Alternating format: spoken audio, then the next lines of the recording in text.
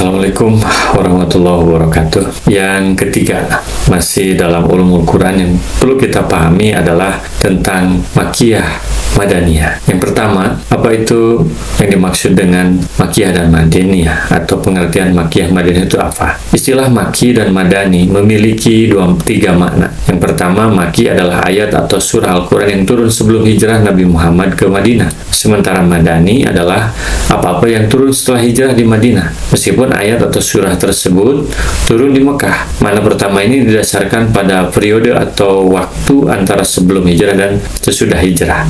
Jadi makiyah berarti sebelum hijrah, madaniyah setelah hijrah.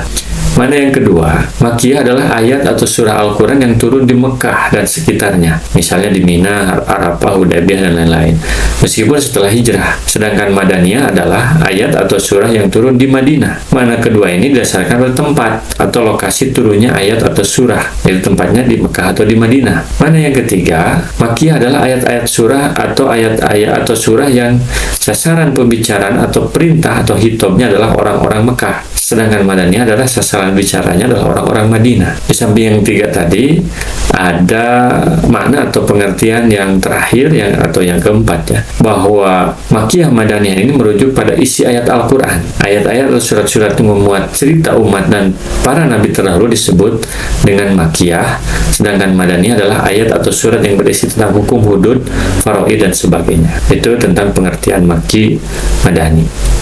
Yang kedua, apa dasar penetapan makiyah dan madaniyah?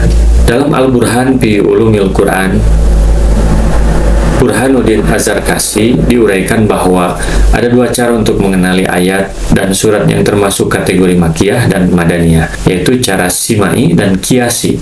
Pengenalan cara simai adalah pengetahuan ayat dan surat makiyah dan madaniyah yang diperoleh berdasarkan riwayat, itu simai.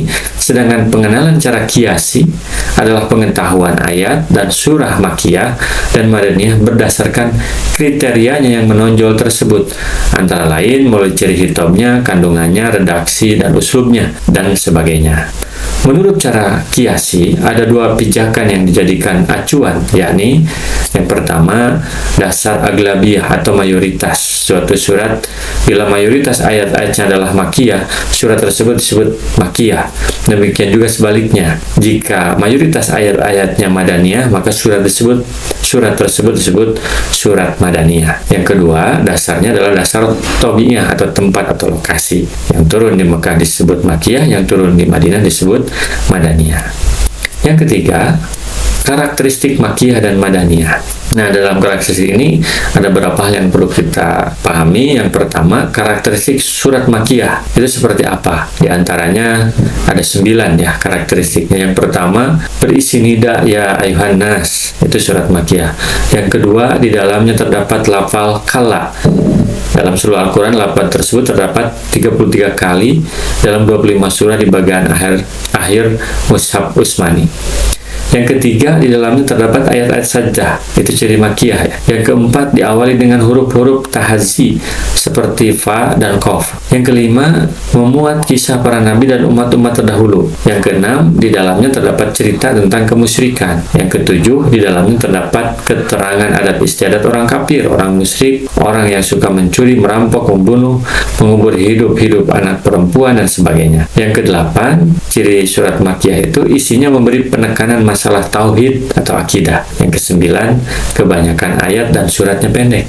Itu ciri-ciri surat makiyah, ada 9, ya. Kemudian bagaimana karakteristik surat madaniyah? Paling tidak ada 11, ya, yang bisa kita lihat. Yang pertama, berisi nida atau panggilan ya ayyuhalladzina amanu. Yang kedua, memuat hukum pidana hudud. Yang ketiga, memuat hukum faraid. Yang keempat, berisi izin jihad fisabilillah. Yang kelima, berisi keterangan tentang karakter orang-orang munafik. Yang keenam, berisi hukum ibadah. Yang ketujuh, berisi hukum muamalah seperti jual beli, sewa menyewa, gadai, utang piutang, dan sebagainya. Yang kedelapan, berisi hukum munakahat, baik mengenai nikah, cerai rujuk, atau hadonah. Yang kesembilan, berisi hukum kemasyarakatan, kenegaraan seperti permusyawaratan, kedisiplinan, kepemimpinan, pendidikan, pergaulan, dan sebagainya. Yang kesepuluh, berisi dakwah kepada pemeluk Yahudi dan Nasrani. Yang kesebelas, kebanyakan ayat dan suratnya panjang seperti Al-Baqarah itu kan panjang, itu Madaniyah.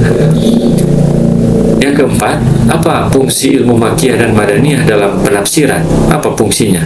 Paling tidak ada 9 yang bisa kita catat. Yang pertama, mengetahui perbedaan uslub-uslub atau gaya bahasa Al-Quran. Yang kedua, mengetahui dialektika Al-Quran dengan masyarakatnya dalam transformasi dan konstruksi ideologi masyarakat baru dalam sinaran wahyu ilahi. Yang ketiga, mudah mengenali ayat atau surat yang turun lebih dahulu dan yang belakangan, dan mudah mengenali mungkin dinasah, diganti, dan ayat yang menasah. Yang keempat, mengetahui prinsip-prinsip umum dari isi ayat-ayat atau surat-surat Makkiyah dan prinsip khusus dari isi ayat atau surat-surat Madaniyah. Yang kelima, mengetahui sejarah pembentukan dan penerapan hukum Islam yang amat bijak dalam menetapkan hukum yang berdasarkan sistem sosial masyarakatnya. Yang keenam, mengetahui hikmah ditetapkan dan diterapkannya suatu hukum. Yang ketujuh, mengetahui teknik dan tahapan dakwah Islamnya serta sistem dan pola pendidikan Al-Quran yang disesuaikan dengan taraf berpikir, komunikasi, dan budaya masyarakatnya.